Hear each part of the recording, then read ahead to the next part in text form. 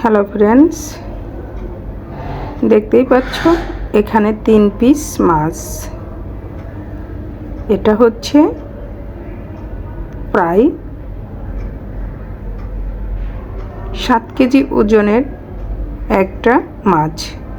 এখানে 3টা পিস কিনে নিয়ে এসেছে বাজার থেকে, কারণ এত বড় মাছ তো একার পক্ষে খাওয়া সম্ভব না।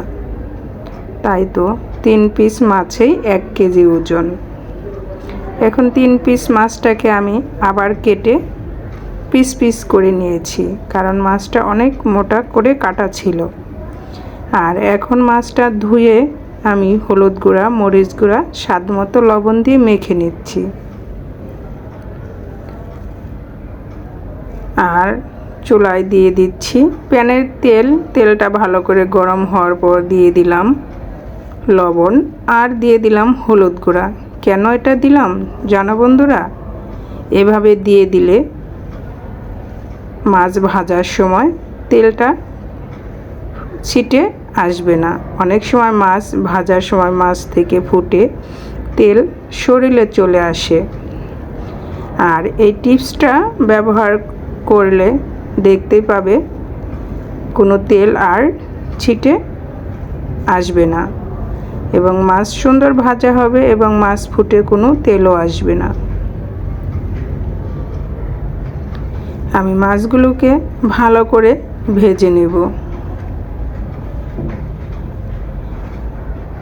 এটা হচ্ছে বোয়াল মাছ, 8 কেজি ওজনের বোয়াল মাছ। আমাদের সেখান থেকে 1 কিলোর মতো কিনে নিয়ে এসেছে। আমি মাছগুলো একটু কড়া করেই ভেজে নেব, কারণ বোয়াল মাছ একটু কড়া করে ভেজে রান্না করলে খেতে খুবই সুস্বাদু লাগে।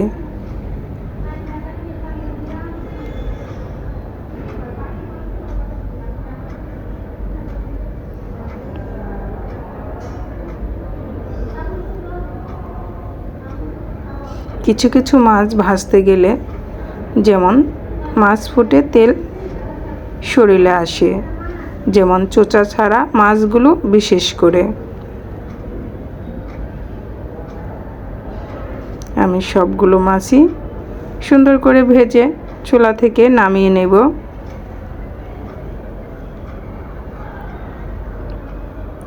মাছগুলো ভাজা হয়ে গিয়েছে এবং অবশিষ্ট তেলে দিয়ে দিলাম গোটা জিরা আর তেজপাতা,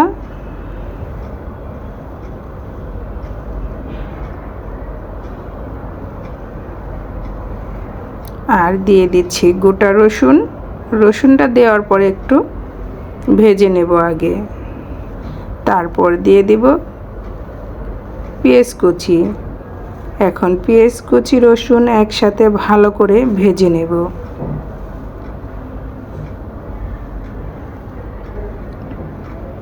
আর দিয়ে দিব স্বাদ মতো লবণ। লবণ দিয়ে পেঁয়াজটা ভাজলে তাড়াতাড়ি ভাজা হয়ে যায়।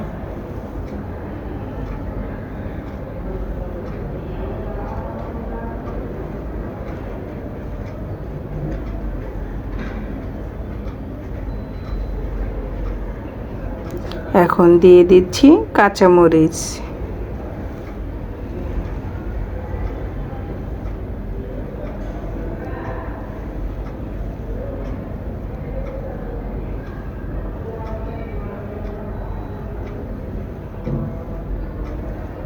পেঁয়াজটা প্রায় ভাজা হয়ে আসছে।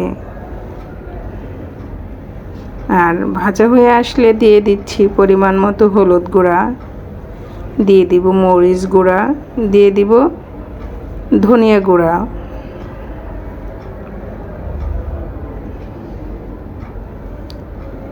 এখন সবগুলো উপকরণ দিয়ে পেঁয়াজের সাথে ভালো করে কষিয়ে নেব। দিয়ে দিচ্ছি অল্প পরিমাণ জল দিয়ে এখন মশলাটাকে ভালো করে কষিয়ে নেব। এই মশলাটা যত সুন্দর করে কষানো হবে আর এই মাছ ভুনাটাও খেতে ঠিক ততটাই সুস্বাদু হবে।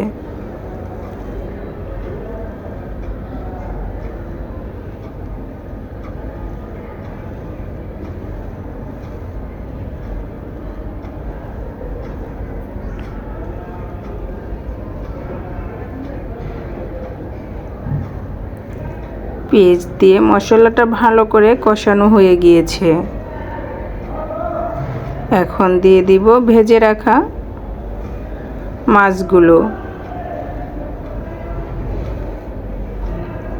তার আগে মশলাটা কষানো হয়ে গেলে পরিমাণ মতো জল দিয়ে একটা বলক চলে আসার পর ভেজে রাখা মাছগুলো দিয়ে দিব।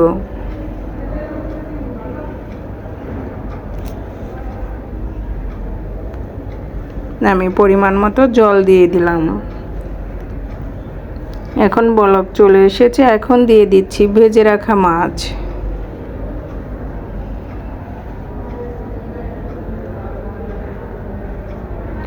এখন ভেজে রাখা মাছ দিয়ে আলতোভাবে নেড়ে দেব যাতে মাছগুলো ভেঙে না যায়।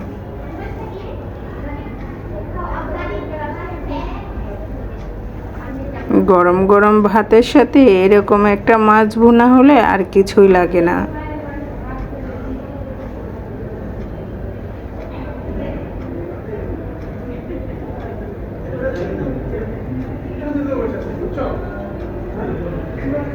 তরকারিটা প্রায় হয়ে আসছে, আর দিয়ে দিলাম এখন ধনেপাতা। ধনেপাতা দিয়ে আবার আলতোভাবে নেড়ে চেড়ে দেব।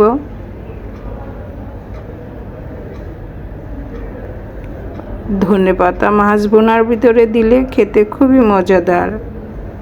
আমার কাছে খুবই ভালো লাগে। তোমাদের কার কার কাছে খেতে এমন ধনেপাতা দিয়ে মাছ ভুনা ভালো লাগে অবশ্যই কমেন্টস করে জানাবে। আর এই পর্যন্ত যারা ভিডিওটি দেখতে দেখতে একটা লাইক দিতে ভুলে গিয়েছো, প্লিজ একটা লাইক দিয়ে দিও।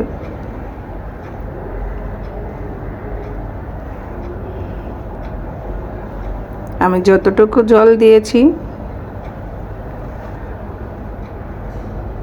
সবটুকু জলই শুকিয়ে নেব না, হালকা একটু ঝোল থাকবে।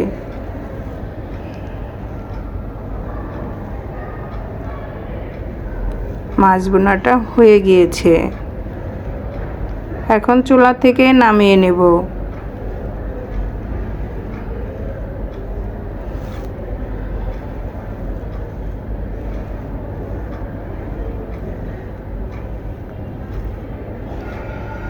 দেখতেই পেলে বন্ধুরা কত সহজে এবং অল্প উপকরণে তৈরি হয়ে গেল মজাদার মাছ ভুনা।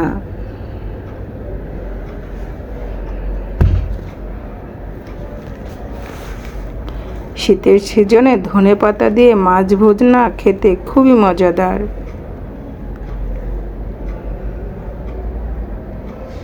আমি সবগুলো মাছ এক পিস করে নামিয়ে নিচ্ছি যাতে মাছগুলো ভেঙে না যায়।